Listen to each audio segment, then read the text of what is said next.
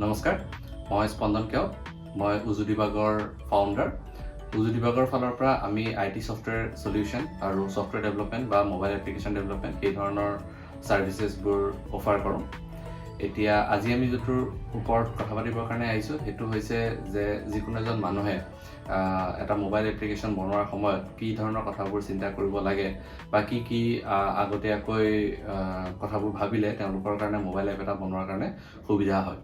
তো প্ৰথম যোনটো পইণ্টৰ ওপৰত মই কথা পাতিব আহিছোঁ সেইটো হৈছে পাৰপাছ অফ দ্য এপ্লিকেশ্যন। এতিয়া পাৰপাছ বুলি ক'লে এনেধৰণৰ হয় যে সেই এপ্লিকেশ্যনটো কি কাৰণত বা সেই এপ্লিকেশ্যনটো ব্যৱহাৰ কৰিলে মানুহবোৰৰ কি উপকাৰ হ'ব। এতিয়া ধৰা হ'ল যদি এটা কেলকুলেটৰ এপ্লিকেশ্যনৰ কথা মই পাতোঁ, তেতিয়াহ'লে মোবাইলত এটা কেলকুলেটৰ এপ যদি মই বনাই দিওঁ মানুহৰ কাৰণে, তেতিয়াহ'লে তেওঁ কি কৰিব পাৰিব, তেওঁ তাৰ জৰিয়তে হিচাপ কৰিব পাৰিব। ঠিক এনেধৰণে মোৰ যোনটো এপ্লিকেশ্যন বনাবলৈ গৈ আছোঁ বা যিকোনো এজন মানুহে যিটো এপ্লিকেশ্যন বনাবলৈ গৈ আছে, সেই এপ্লিকেশ্যনটো কি ক্ষেত্ৰত উপকাৰী হ'ব এজন মানুহৰ কাৰণে বা এজন মানুহে কিয় সেই এপ্লিকেশ্যনটো ইনষ্টল কৰিব, সেই কথাটো প্ৰথমতে আমি চিন্তা কৰিব লাগে। দ্বিতীয়তে যদি ক'বলৈ যাওঁ তেতিয়া হৈছে মাৰ্কেট ৰিচাৰ্চ। মাৰ্কেট ৰিচাৰ্চ মানে এনেধৰণৰ যে যিকোনো এনেধৰণৰ এপ্লিকেশ্যন আগতে আছে নেকি মাৰ্কেটত, আৰু সেই এপ্লিকেশ্যনবোৰ কিমানজন মানুহে ডাউনলোড কৰিছে, সেই এপ্লিকেশ্যনবোৰত কি সুবিধা আছে বা কি অসুবিধা আছে যোনবোৰ আমি দূৰ কৰিব পাৰোঁ, বা সেনেকুৱা এপ্লিকেশ্যন যদি নাই তেতিয়াহ'লে কিয় নাই, বা সেনেকুৱা এপ্লিকেশ্যন যদি বনোৱা যায় তেতিয়াহ'লে কিমান মানুহে ইউজ কৰিব পাৰে। সেই ধৰণৰ এটা মাৰ্কেট ৰিচাৰ্চ আমি এপটো বনোৱাৰ আগতে কৰিব লাগে, যাতে এপ্লিকেশ্যনটো ডেভেলপমেণ্টৰ সময়ত যিটো তাৰ লগত জড়িত থকা খৰচ পাতি হয়, সেই খৰচ পাতিখিনি অথলে নাযায়।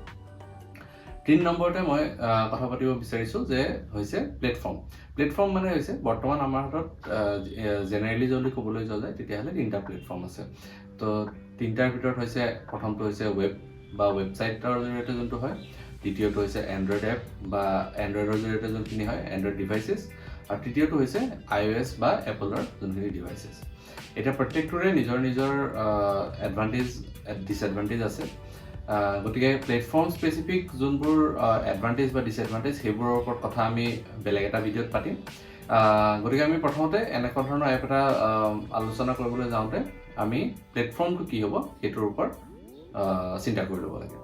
তাৰ পিছৰ পইণ্টটো হৈছে যে ফিচাৰ্ছ আৰু ফাংচনেলিটি। তো ফিচাৰ্ছ আৰু ফাংচনেলিটিটো চবতকৈ গুৰুত্বপূৰ্ণ পইণ্ট হয় ইয়াৰ। ফিচাৰ্ছ আৰু ফাংচনেলিটি মানে এনেধৰণৰ যে এই এপটোত যোনটো এপৰ কথা আমি বনাবৰ কাৰণে চিন্তা ভাৱনা কৰি আছোঁ বা যিটো এপ বনাবৰ কাৰণে আপুনি চিন্তা ভাৱনা কৰি আছে, সেই এপটোত আপুনি কি ফিচাৰ্ছ দিব বা কি এনেধৰণৰ আপুনি তাতে ব্যৱস্থা দিব যাৰ জৰিয়তে যিকোনো এজন সাধাৰণ মানুহে সেই এপটো ইনষ্টল কৰিবৰ বাবে আগ্ৰহী হয়। ঠিক এনেধৰণে ফাংচনেলিটি কি হ'ব, যে ধৰা হ'ল কেলকুলেটৰ এপ এটাত কি এনেকুৱা বস্তু নাই যোনটো আপুনি আপোনাৰ এপটোৰ জৰিয়তে দিব বিচাৰিছে। গতিকে সেই ধৰণৰ ফিচাৰ্ছ আৰু ফাংচনেলিটিৰ এটা নিৰ্দিষ্ট লিষ্ট বা এখন কাগজত আপোনালোকে লিখা উচিত, যাতে আপোনালোকৰ এইটো ভাল হয় যে সেই ফিচাৰ্ছখিনি আপোনালোকে সেই এপটোত বিচাৰিব পাৰে। তাৰ নেক্সট যোনটো পইণ্ট হয় সেইটো হৈছে ইউজাৰ ইণ্টাৰফেচ বা ইউজাৰ এক্সপিৰিয়েঞ্চ, বা সেই এপটোত কিমানটা পেজ হ'ব বা তাৰে স্ক্ৰীন কেইখন হ'ব।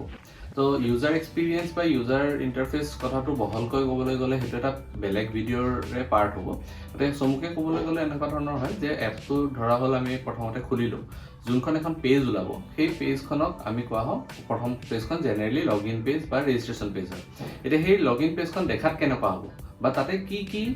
ডিটেইলছ মানুহ এজনে ভৰাব লাগিব। ঠিক এনেধৰণে ৰেজিষ্ট্ৰেশ্যন পেজ এখনৰ কথা যদি আমি পাতিবলৈ যাওঁ তেতিয়াহ'লে ৰেজিষ্ট্ৰেশ্যনৰ পেজ এখনত কি ডিটেইলছ মানুহ এজনে ভৰাব লাগিব, সেইটো হয় ইউজাৰ এক্সপিৰিয়েঞ্চ বা ইউজাৰ ইণ্টাৰফেচ। গতিকে সেই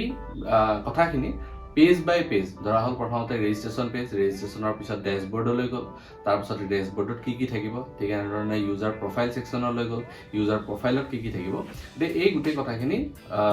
এজন মানুহ যোনে এপ এটা বনাবলৈ চিন্তা চৰ্চা কৰি আছে, তেওঁ এই ধৰণৰ কথাখিনি আগতে ভাবা চিন্তা কৰাটো উচিত। তাৰপিছত আহিলে যে মনিটাইজেশ্যন বা পে'মেণ্ট গেটৱেৰ কথাটো তো মনিটাইজেশ্যন আৰু পেমেণ্ট গেটৱে কথাটো এনে ধৰণৰ মনিটাইজেশ্যন মানে হৈছে যে সেই এপ্লিকেশ্যনটোত আমি যদি পিছলৈ এডভাৰটাইজমেণ্ট লগাওঁ বুলি ভাবোঁ বা এডছ চলাওঁ বুলি ভাবোঁ তেতিয়াহ'লে আমি কেনেকুৱা ধৰণৰ এডছ চলাম বা ক'ত আমি এডছবোৰ লগাম তো সেই কথাটো আমি আগতে এয়া কৰি ল'ব লাগে চিন্তা কৰি ল'ব লাগে আৰু পেমেণ্ট গেটৱেটো এনে ধৰণৰ যে ধৰা হ'ল যে মই এটা ই কমাৰ্চৰ এপ্লিকেশ্যন বনাই আছোঁ এতিয়া সেই ই কমাৰ্চৰ এপ্লিকেশ্যনটোত কি মানে পেমেণ্ট গেটৱে কি থাকিব ধৰক আপোনাৰ UPI আছে বা ইণ্টাৰনেট বেংকিং আছে বা ডেবিট কাৰ্ড ক্ৰেডিট কাৰ্ড আছে গতিকে সেই ধৰণৰ কথাখিনি আমি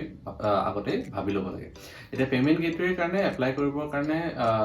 যিটো এণ্টিটি হিচাপে আপোনাৰ ৰেজিষ্ট্ৰেশ্যন আছে ধৰা হ'ল প্ৰপাৰ্টৰশ্বিপ বা পাৰ্টনাৰশ্বিপ বা আপোনালোকৰ প্ৰাইভেট লিমিটেড কোম্পানী তো তাৰ ওপৰত নিৰ্ভৰ কৰি বিভিন্ন ধৰণৰ ডকুমেণ্টছ ছাবমিট কৰিব লাগে পেমেণ্ট গেটৱে প্ৰভাইডাৰলৈ পেমেণ্ট গেটৱে প্ৰভাইডাৰ বুলি ক'বলৈ গ'লে ৰেজৰ পে বা ফোনপে হ'ব পাৰে পেটিএম হ'ব পাৰে সেই ধৰণৰবোৰক পেমেণ্ট গেটৱে বুলি কয় তো সেইবোৰৰ এই গোটেই ডকুমেণ্টছৰ প্ৰচেছটো আপোনালোকৰ কাৰণে আমিয়ে কৰি দিওঁ আৰু এই গোটেই প্ৰচেছটোত প্ৰায় 10 পৰা 15 দিনৰ ওচৰা ওচৰি সময় লাগে কিন্তু তাতে এটা কণ্ডিশ্যন আছে যে আপোনালোকে আপোনালোকৰ পৰ্যাপ্ত ডকুমেণ্টছখিনি আমাক দিব লাগিব আৰু সেই ডকুমেণ্টছখিনি আমি পেমেণ্ট গেটৱেলৈ ফৰৱাৰ্ড কৰিম আৰু তাৰ পৰাহে এপ্ৰুভেলটো আহে গতিকে এই পেমেণ্ট গেটৱেটো আমি কেতিয়া ল'ব লাগে যেতিয়াহে আপোনাৰ এপ্লিকেশ্যনটোৰ জৰিয়তে মানুহে কিবা এটা ছাৰ্ভিচ কিনিব বা কিবা এটা প্ৰডাক্ট কিনিব বা আপুনি এপ্লিকেশ্যনটোত কিবা এটা মেম্বাৰশ্বিপৰ যোগান ধৰিছে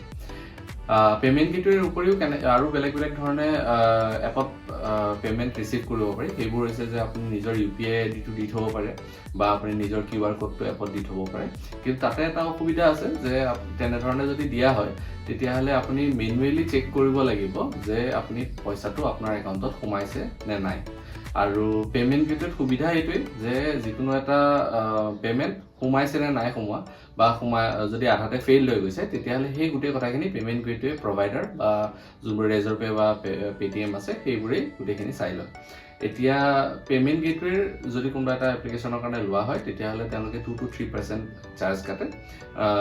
depending on the payment mode